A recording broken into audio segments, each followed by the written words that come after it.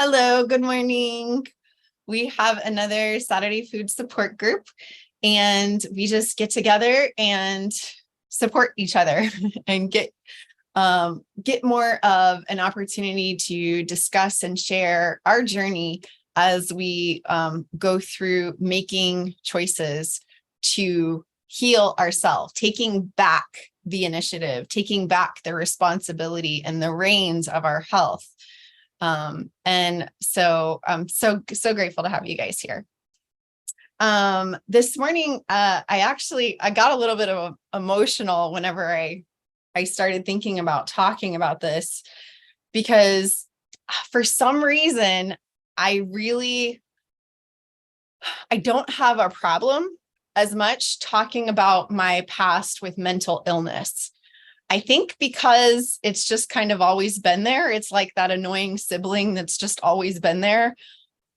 But what I struggle talking about and sharing about is the morning that I woke up and I couldn't walk.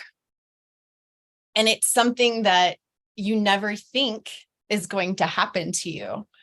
And it was so unfamiliar. It was such a shock. And it was such a sucker punch. It was just like, what? Like mental illness was something that I was used to navigating. And I had almost become a master at managing and navigating, even though I was not functioning and failing at it, but not being able to walk. How do you wrap your mind around teaching yourself and telling yourself how to navigate not being able to walk? Or, holding a dish, like holding a plate, and your hand just doesn't hold it and you just drop the plate. Like, how do you navigate the fact that you can't hold a pen? I had to have these put on my pens so that I could grip the pen, because if not, my hand I could not grip a pen. And so how do you wrap your mind around telling your body to work whenever it's worked for 40 years? For 40 years, every time I picked up a pen, I could grip the pen and I could write with the pen, or I could hold a fork. I couldn't hold a fork anymore.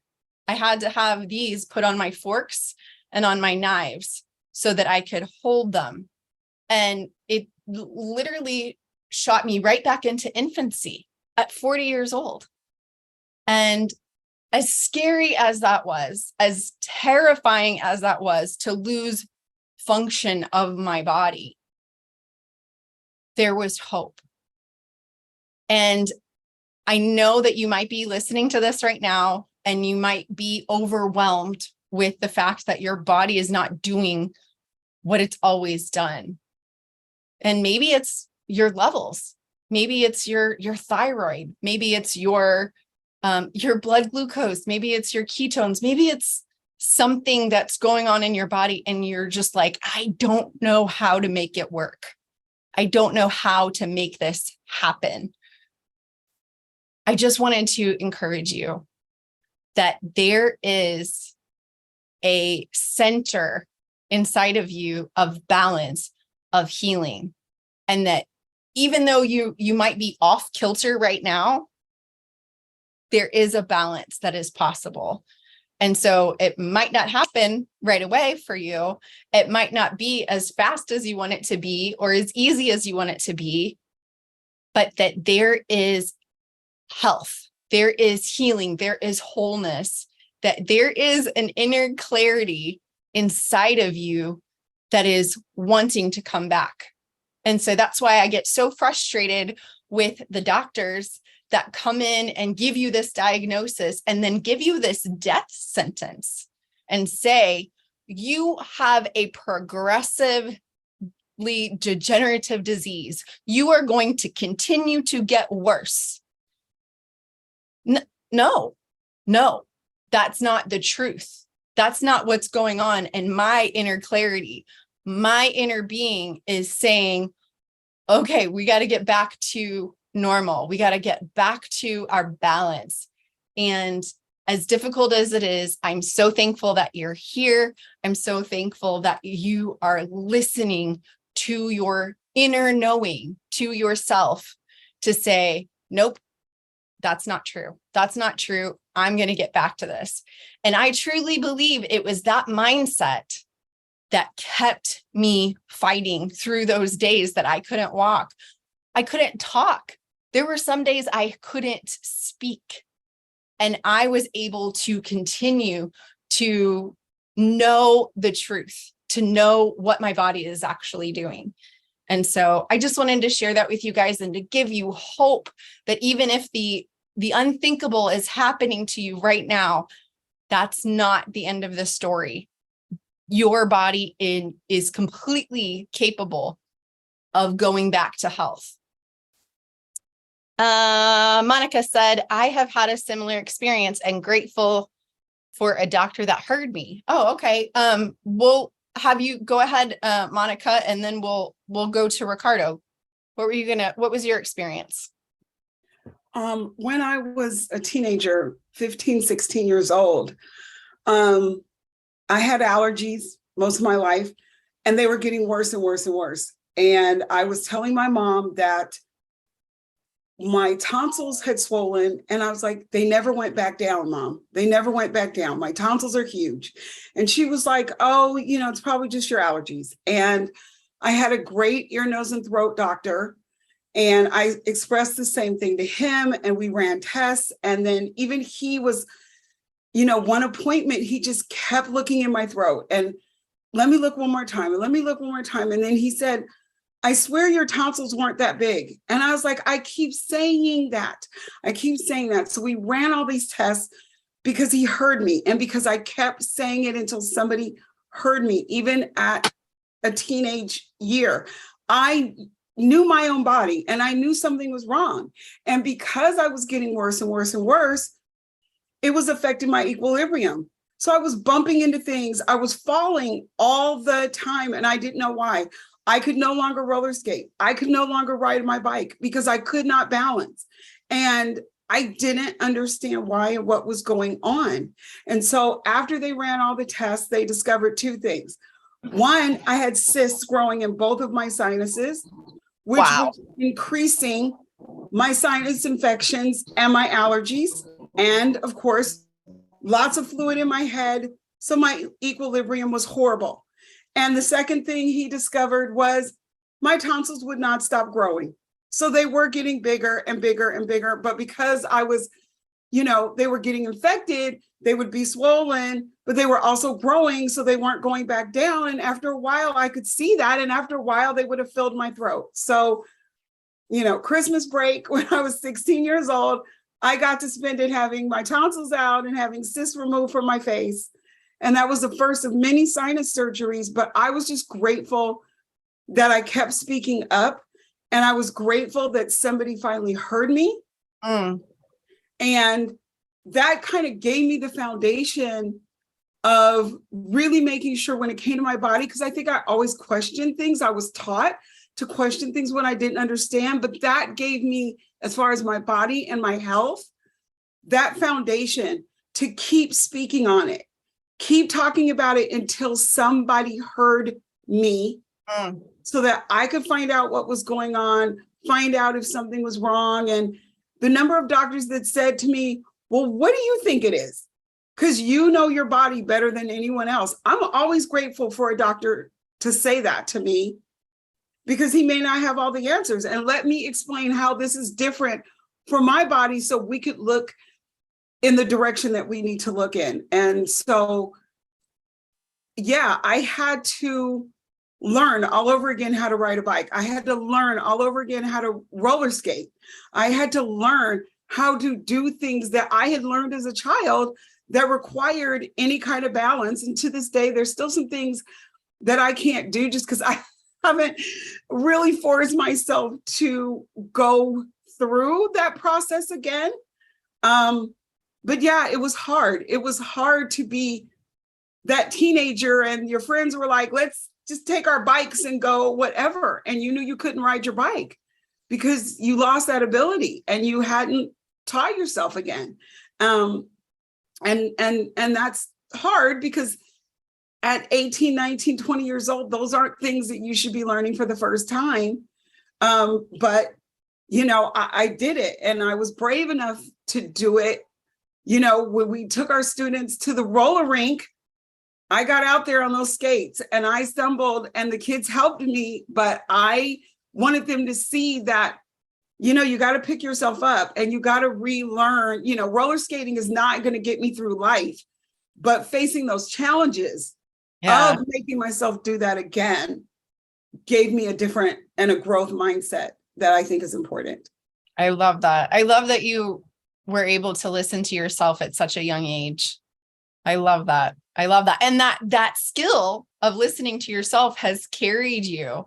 And it's still such a strong skill in you to be able to hear your own inner clarity. Yeah. Awesome. Thank you, Monica. So Ricardo, you wanted to share with us your experience with your doctor. Go ahead. All right. So this past Thursday, I went to see my neurologist, and he said basically nothing has changed since he last seen me. I'm better, actually, better than he was expecting me to be. So Yay! expecting me, his words, expecting me to be on a wheelchair. And I'm still walking. I'm still doing what I have to do. Of course, I use a cane here and there, but I'm still fighting this. And so, yeah, I agree.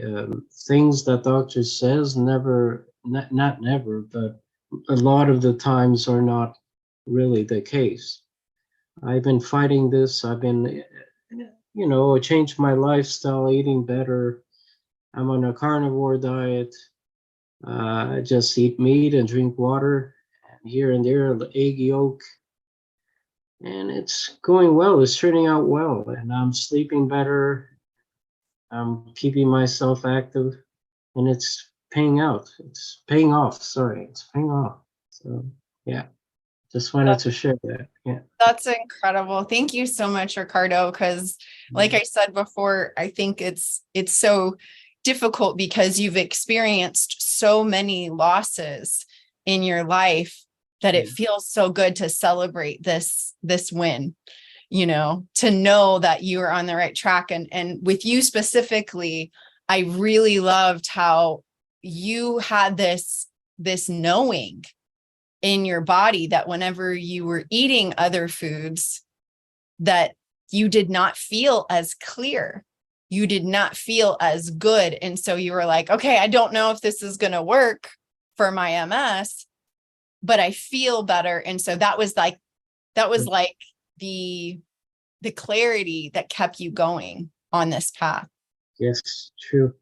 Yeah, exactly. That's what kept me hanging on. I did lose hope initially with everything going on here. As you already know, I had moved back from Australia, and things were very different, going very bad here. And then I was diagnosed with primary progressive MS. And they said, there's no hope for you. There's no cure for you.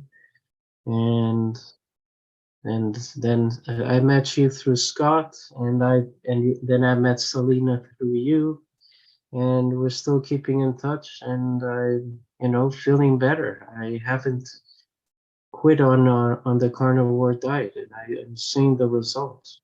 Good results. Well, more than anything, I don't care if you quit on the carnivore diet. I hope you just never quit on yourself, and that you continue eating the foods that your body is telling you to eat. I am just so grateful for this win, and I am celebrating with you and for you. Thank you, Emily. Thanks for keeping us updated. Amy, I know that you're in the middle of Costco. Is it a good time or no for you to talk? Or you might be in the middle of Costco. Yeah, you're in the middle of Costco. I can't hear you. I am with all of the other everybody's. All the other everybody's. It's like everybody is here. And okay, park.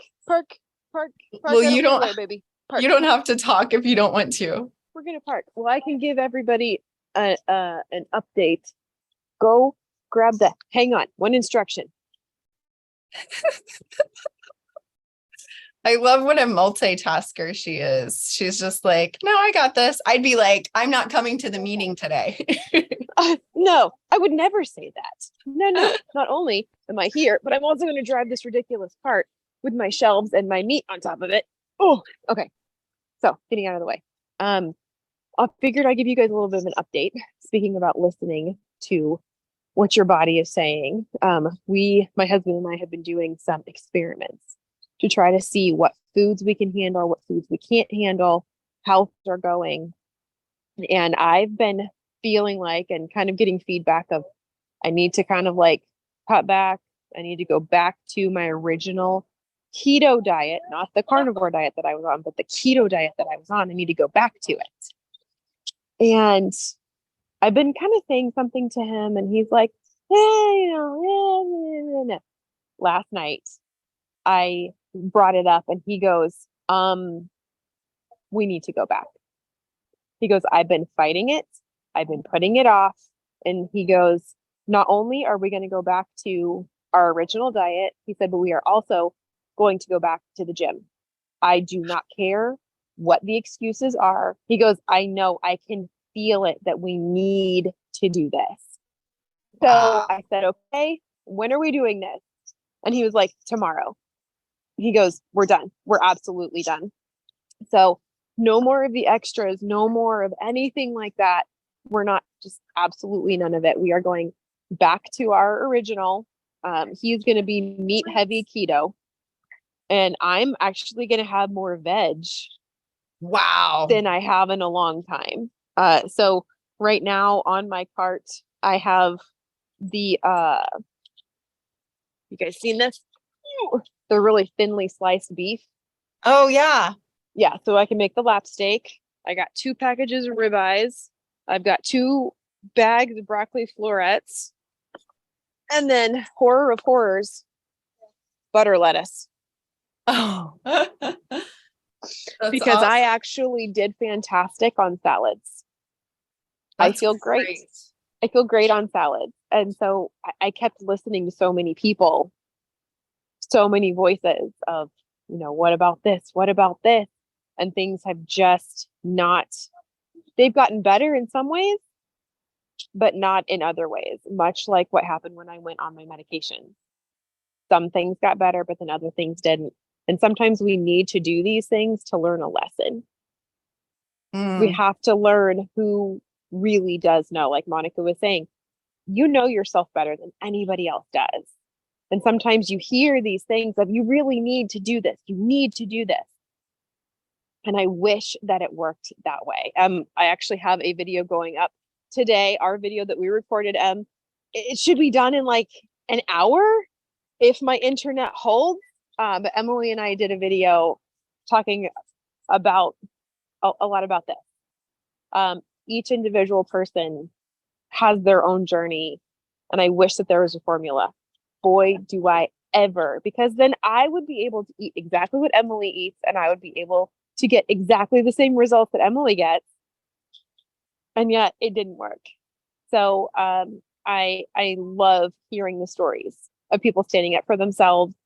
Mine was 15 years ago when I knew that there was something wrong. I was having night sweats, like soaking the bed, hot flashes during the day, extremely vivid dreams. And then, of course, all of the other mental problems I was having. And every doctor said that I was going into early onset menopause. I was in my 30s. And they said I was going into early onset menopause. There was nothing that could be done. It's in my genetics. And I knew that there was something else going on. Something else was wrong. And I'm the one that had to solve all of my own problems by finally relinquishing wheat. That was the very first step that started me more than 10 years ago. So I'm going to just stick with it. We're going to go with it. And my husband, he's like, nope, I'm going to be meat heavy keto. He goes, and he's like, what worked for you. Do it again. He goes, I wasn't paying that much attention. So you do it. And for a while there, he was kind of, don't tell me what I should and shouldn't eat. I'm going to figure it out on my own. And now he's like, yeah, I suck at this. I love you. So you tell me what to eat. Like, oh, we're back to that. Okay. So I'm going to follow him to the gym, and he's going to follow me on the food path, whatever I tell him to put in his face. So that's our update. That's amazing. That's amazing. Well, yeah, definitely keep us updated. And I love that, even as a wife and as a partner, that you allowed Richard to go on his own journey. You weren't like, okay, we need to do this. We need to do that. We need to do this. You allowed him to come to you. And that's so beautiful. And that's how it needs to be, because if we're just following what our partner says, then there's not really that motivation in it. Hi. And here's my mini me shopping with me, who also, by the way, update the other day said, I can't eat sourdough bread anymore. Oh, goodness. She was like, I can't eat bread at all. She's like, I can't do tortillas. I can't. It was making her depression come back. And she recognized this at the age of 17. She recognized it. And she was like, I love that you allowed her to recognize that. You know what I mean? Mm-hmm. Yep. And I was like, well, I didn't even say anything. And God spoke to her and it worked. And yes, this is my art department for all those who don't know.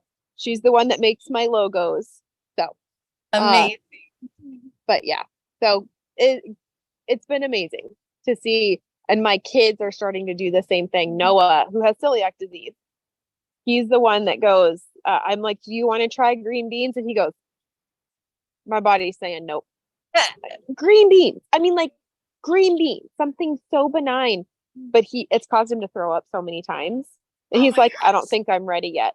He's like, I don't think I'm ready yet. He's like, let's let my body keep healing. He's 9.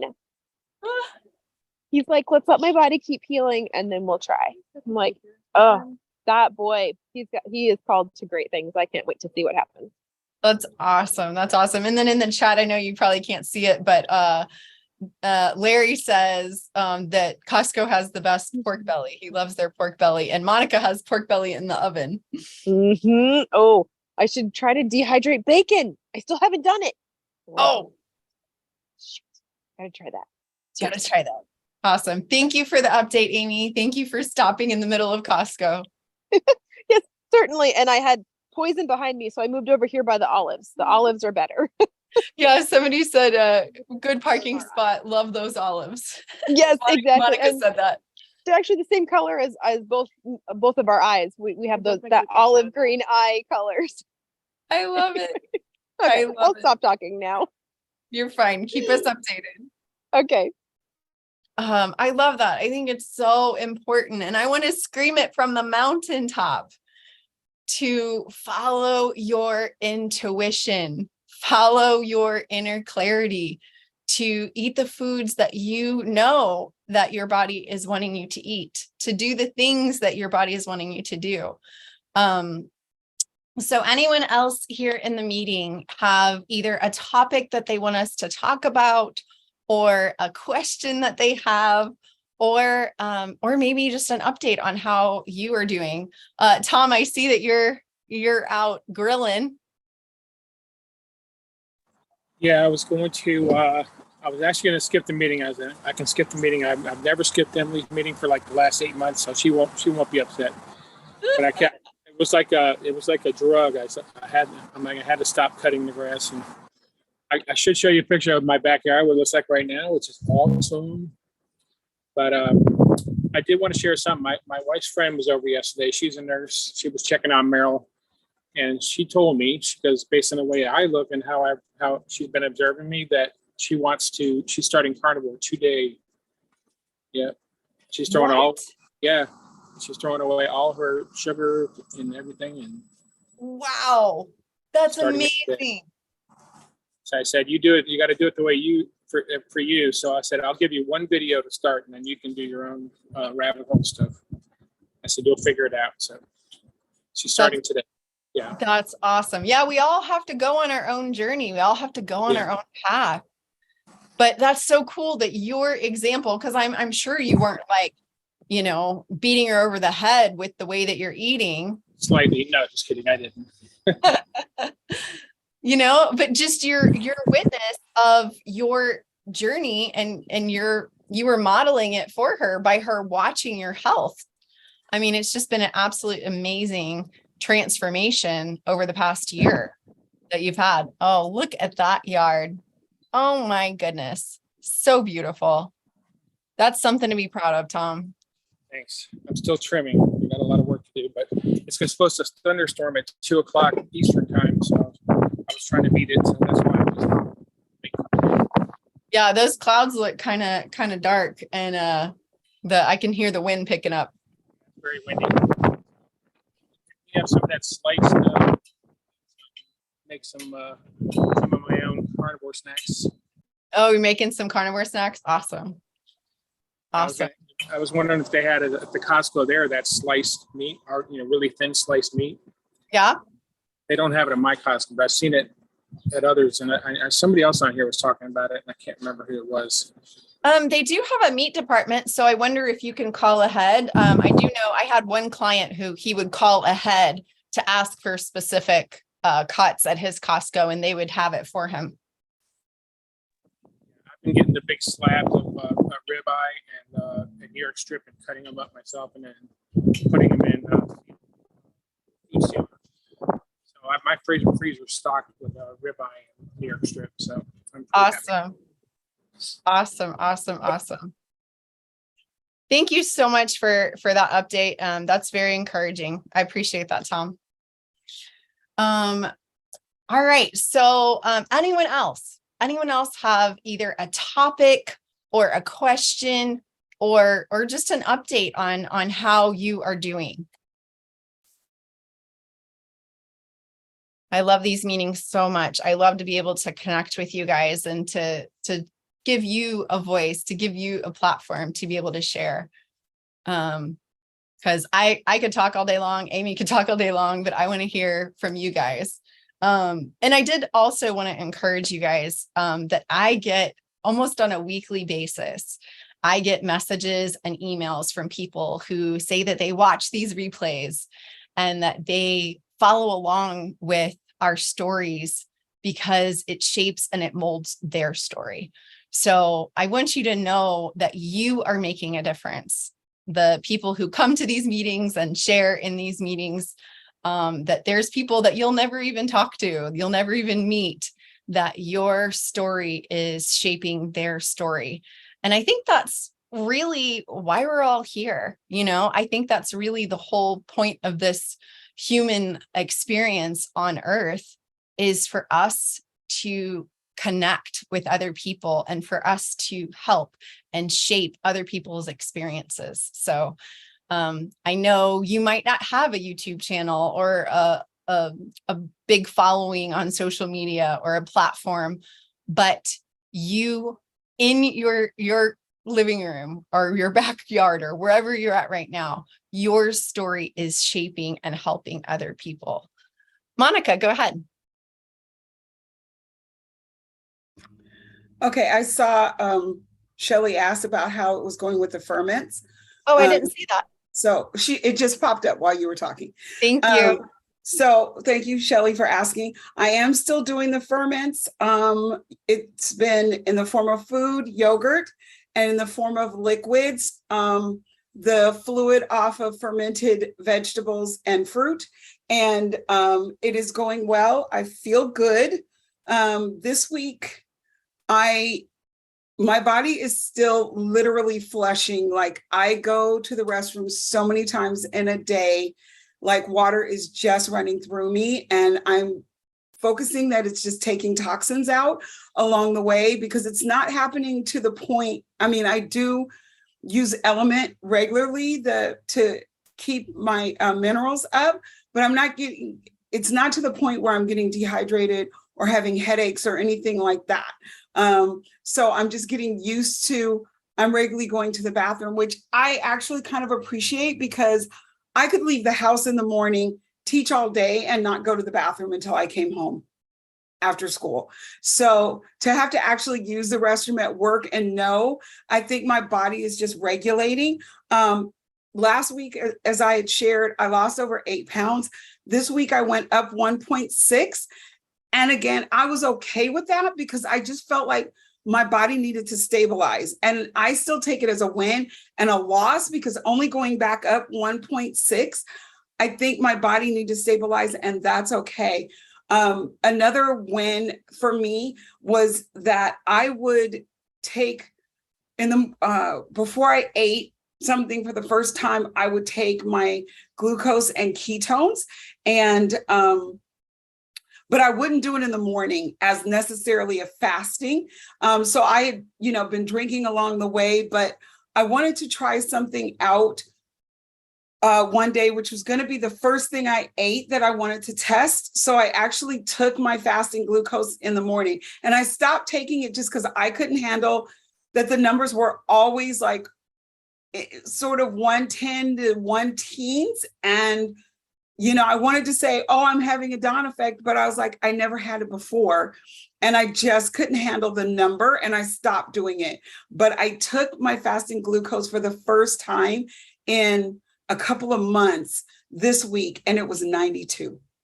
Wow. And I had not seen a number that low since I had put weight back on. I used to always be in the mid 70s, and I'm trying to get myself, the doctor would like me in the 80s. I don't care, mid 70s to mid 80s. I would like to be in my fasting glucose range, but to have fasting glucose under 100, and I took it, within 10, 15 minutes of getting up, was a really good sign for me. So I'm going to keep moving forward. This week, I'm going to incorporate some raw sauerkraut into my fermented, because I would like more of my fermented things to be food. And yeah, I have pickles on occasion or olives on occasion, but I don't consider those, because they're not raw.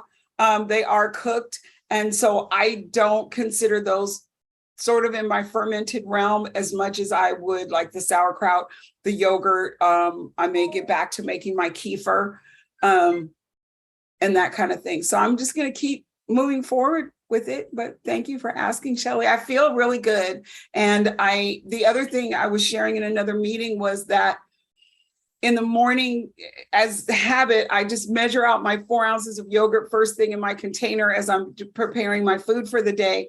And I'll put the spoon in my mouth to take the rest of it off. And it's like, I feel my digestive system revving up within 5 minutes. Not like I'm trying to figure out how to describe that, because it's not in it's letting me know I need to go to the restroom type of thing, but there's just sort of movement in my body that my digestive system saying, hey, okay, we're ready to go. We're here. We're going to work. We're going to do things. And I never felt that before. And just sticking a little bit of something in my mouth, my digestive system never told me anything. And now it's like revving up and ready to go. And I'm like, maybe this is what an appropriately working digestive system is supposed to do. I don't know. So that's where things are this week. That's amazing. And who would have thought that eating more fermented foods and drinks would have an effect on this? Yeah. So I love that you followed your intuition, and it was really cool how organically that came about, that you were just switching out refrigerators, and all of a sudden you had this aha moment, and you were like, hey, I have this fermented food and these fermented drinks. Why don't I try to work on my gut and find that balance and do this? So I love your story. I love that you did that. And that's so cool about the weight loss, because I know it's been stuck forever. Yeah. Thank you. And thank you for asking, Shelley. Yeah. Thanks for asking, Shelley. That's great. I'm sorry I didn't see that in the chat. Awesome. We are going to go ahead and wrap it up. If you guys have a topic that you want to talk about, or a question, or an update. Kevin, I know that you came in later, but if you have an update about your MS, we talked about MS at the beginning of the meeting. Oh, Larry asked in the chat. Yeah, I asked too in the personal or direct message. Sorry, Wendy. Oh, Wendy cut out. Okay. I think Wendy was trying to say something, but we just lost her. But Kevin, if you can't talk, it's okay. Totally fine. All right. Well, I'm going to go ahead and end the meeting then. And thank you guys so much for sharing your stories, not only with me, but with the world, because we are absolutely changing lives. All right. I will talk to you guys next Saturday.